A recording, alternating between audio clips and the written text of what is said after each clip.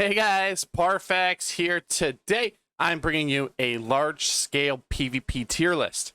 Now before we get into the video, I do want to let you know that if you look in the description down below, you will see a link to get 10% off your Crowfall purchases. Oh wait, no. 25% off your Crowfall purchases as long as you do it before September 12th. So click that link down there. It helps you, helps me. Why not get a discount on the stuff you're going to get anyway? All right, let's get into the video.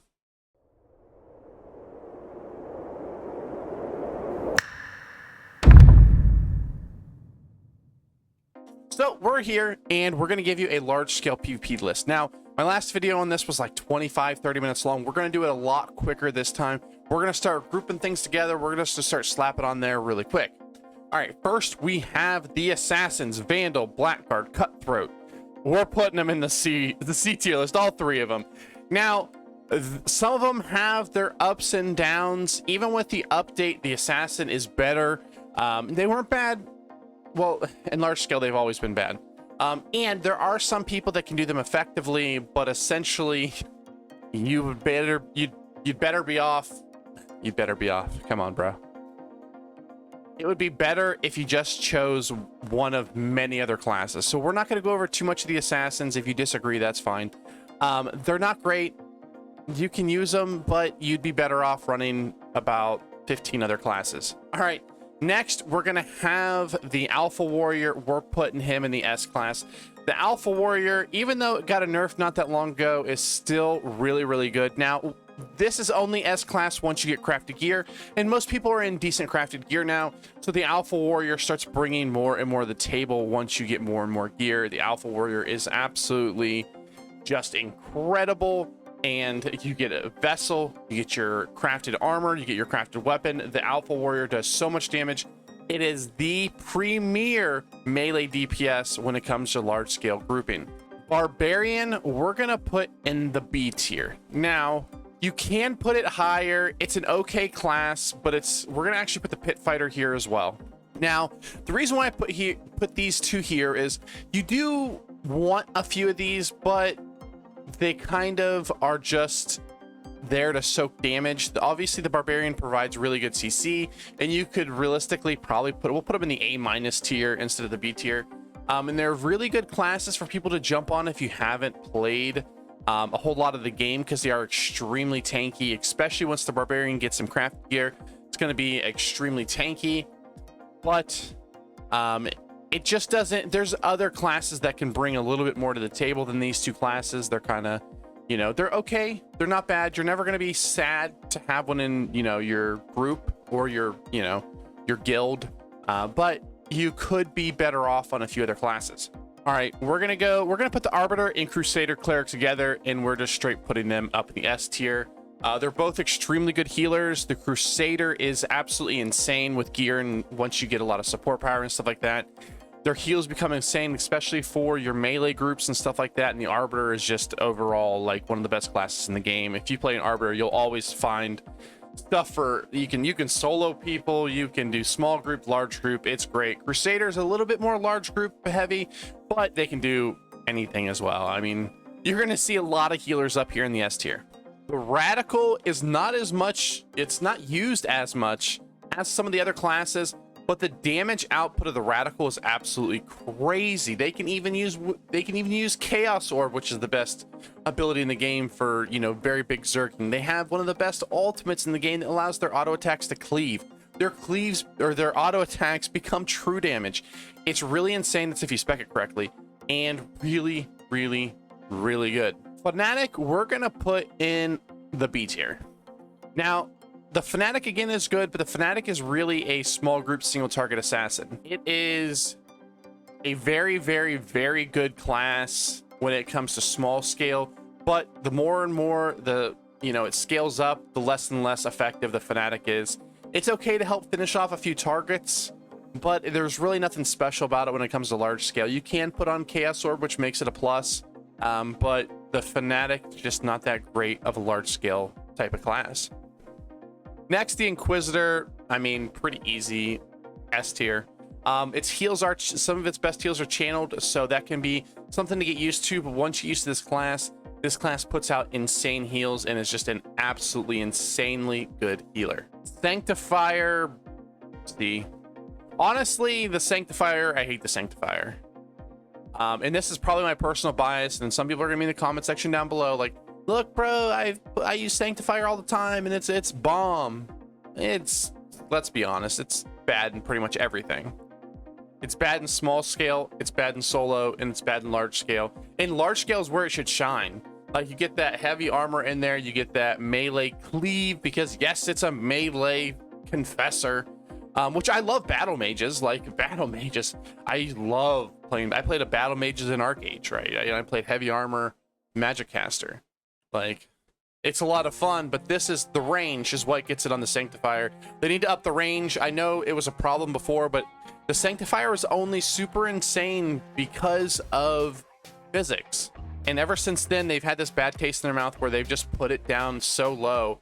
And I honestly could put it in the D tier, but I'm going to put it with the Assassins because it's essentially about as useful as an Assassin in large scale. Archdruid, now, this class I don't know as much about, you know, it's because nobody runs it. We're going to put it in the D tier. And this, don't take this as this is the worst class in the game. This is just... nobody runs it that I've seen, and I've never been blown up or I've had it affected. You know, it's never affected me in large scale. So this could be good. This class, you know, maybe it's something I need to look into, is the Archdruid class, because nobody runs it. So maybe I'll look into it and see if we can find a really good build for it, but nobody just runs it. So we're going to put it down here in the D tier. Don't look at this as D tier. Look at this as, you know, let's instead of D, and it's just not used enough. Oh, hold on. Not used. Let's do this. Okay. Boom. Not used. So this isn't, you know, this class sucks. And you may be like, oh, wait a minute. Now Vandals and Confessors are just, you know, but whatever. But yeah, so I just don't ever see this class. Earthkeeper, we're gonna put B. Now, I love Earthkeeper personally, especially as a champion. I love getting in there and getting out of there, getting my ball heals. But the problem with the Earthkeeper is, in order to really utilize the Earthkeeper's healing to its full potential, you really need to left click, get your ball set up properly, and people just like to run into him. Now, I personally, if it was for me as a healer, like, or as a person in my group that would healer, I would probably put this up at the A tier. But just for overall, I think this is a B tier. And if you're gonna play a healer, I would particularly like to, you know, I'd do one of these three, or another one that you're gonna see on our list here. Well, actually two that are probably gonna be up here in the S tier. But I'd probably go with one of them over the Earthkeeper, just because it's a little bit harder to use and harder, not necessarily even for you to use, but it's harder for your team to play around. Stormcaller, everybody knows where this is going. The C tier. Nah, I'm just kidding. S tier. AoE damage it's just great. You proc. You know, you do your triple auto attack and then just put down your puddles, do insane damage. You can do Chaos Orb, you can do it all. It's just absolutely insane, large scale AoE class. Dirge. Now, this is one that actually is going to go up my list. Now, I will say that I haven't played as much of Crowfall lately as I probably should have. I played New World, and then since New World ended, I've just been doing some other things. I really haven't played that much video games. I guess I have played... what is it, Tribes of Midgard with a few friends, but I haven't really played much of anything at all. But the Dirge, we're gonna put it in the A tier. We're gonna give it a little bit of love here. I think some of the passives changes and stuff like that made to the Dirge, I think, really helped it. Now, could I probably see this in B tier? It's probably a B tier class, but we're gonna give it to A tier because I love when they give classes that need buffs, and we're gonna put it up there because it needed the buff and it's working pretty well. Slayer. Oh man, do I put it in the B tier with Fnatic and Pit? I can't put it with the Pit Fighter and the Fnatic. I just can't. We're going C tier. We're gonna go. The Duelist, they buffed. Well, I don't even know if they consider a buff. They changed the Duelist. The Duelist just struggles from, well, everything. It's a I shouldn't say half melee.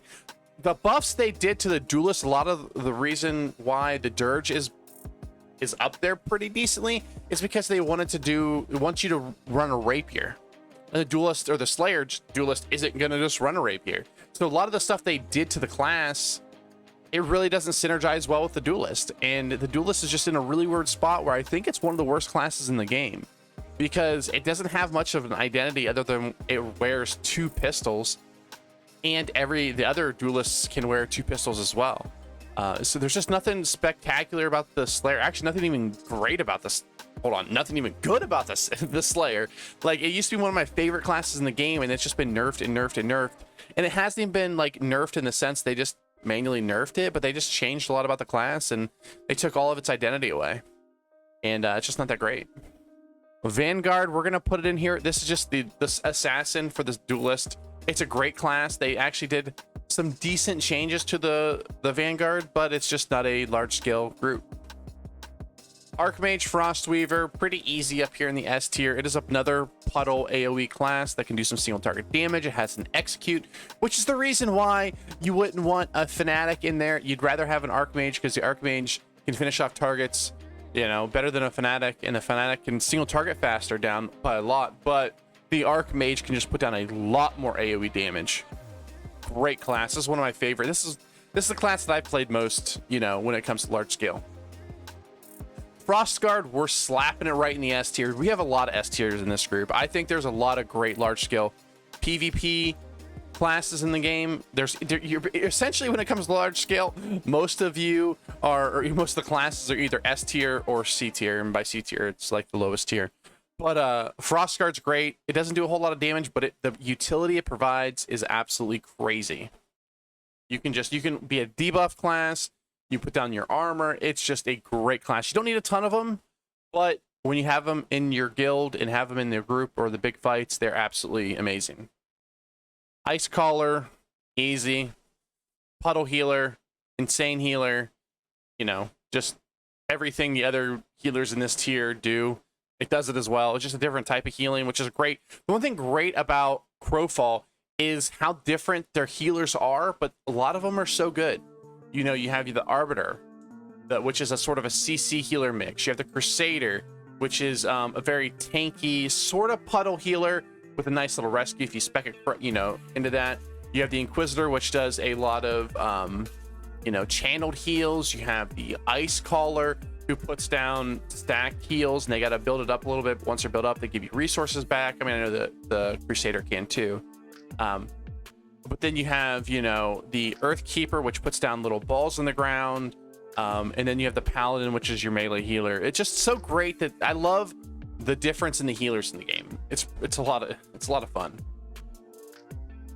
Let's talk about the knight classes. So first we have the Secutor, which is the tank class, and this is gonna go in. We'll go in the A tier, and we'll only go in the A tier because it does have a chain pull, and you do need a couple of these. It's kind of like the Frost Guard, where you don't need a bunch of them, but you would probably want more Frost Guards than you would Secutors. And Secutors, they don't bring nearly as much utility as the Frost Guard. So whether it is a good class, whether you need as many as a Frost Guard, probably not. But you still want at least a couple in a large group, so you can do things like chain pulls, stuff like that can be really good. And you know, you can run a few like debuffers, but the class itself doesn't bring as much to the table when it comes to like debuffing and support as something like the Frost Guard, but it's still a really good class. So we'll put it in the A tier.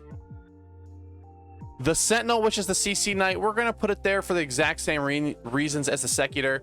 It does provide probably a little bit more to the group because it does give CC, kind of similar to the Pit Fighter here, where you have the Pit Fighter at B and you have the Barbarian here at A. The only reason why this is up here is because you do want chain pulls. We'll put them both in the A class for that reason.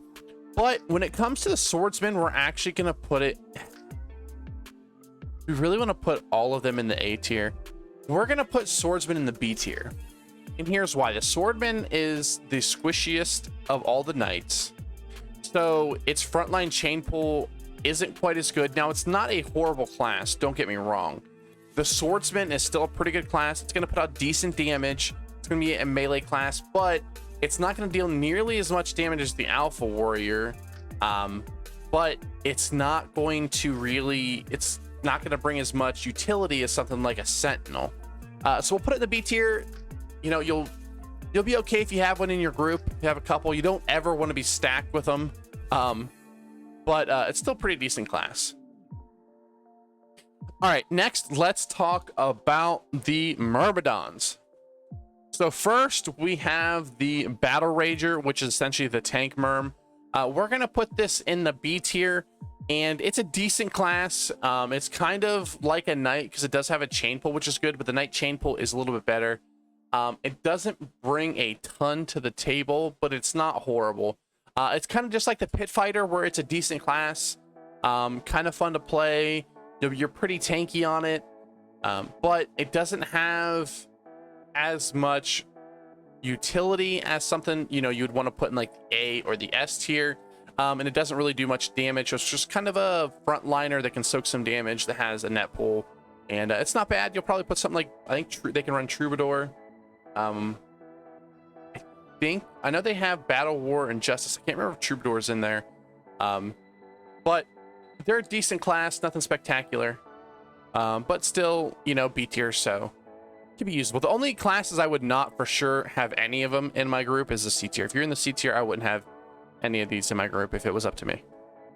Conqueror is the CC. We're going to put it up here in the A class as well. It just has some CC along with its net pull. Sort of the same thing with the Sentinel. I would put the Sentinel a little bit above the Conqueror, but they're both pretty good. Provides a little bit of CC and very good survivability on it. And if you use it correctly, can be very group oriented, but still, you know, you don't want very many of them in your, you know, your large group. And when I say group, I don't necessarily mean like your 5 or 6 man group, depending on where you're playing at. I essentially just mean your larger scale group of your 50 or 60 people that you have with you. Next is the Titan. The Titan, I'm actually going to put, we'll put it in the B tier only because it has a net pull, but I would probably put it closer down here to the C tier because it is squishier than the other Myrmidons. Now, it does do a lot more damage. Now, I haven't played around with one since we've gotten a lot of better gear. So the reason why I'm putting it in the B tier is because it honestly could go up a tier or down a tier. It is a class that does get better with armor. Most of your male armor users like Radical, Alpha, Titan, and another class we're going to talk about here in a little bit, especially like Vindicator, they really get buffed when you get really good armor. The problem with a lot of these classes are they just don't survive a lot, but once they can survive, they can do some insane damage. Now, the Titan's not going to do as much damage as like the Alpha Warrior, but can do a lot of damage, and they do have a net pull, which gives you some decent utility as well. Next, let's talk about the Rangers. Now, we're gonna go well, actually, these are gonna be in 3 different tiers, believe it or not. First, we'll go here. We'll start with my Warden. We're gonna put the Warden in the S tier.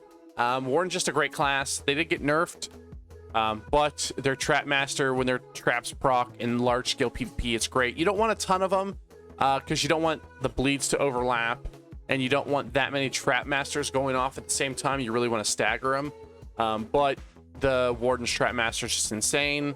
It can do melee, it can do range. You can build it either way you want. It's actually a really fun, really cool class to play around with, and you can build it so many different ways, which is really cool.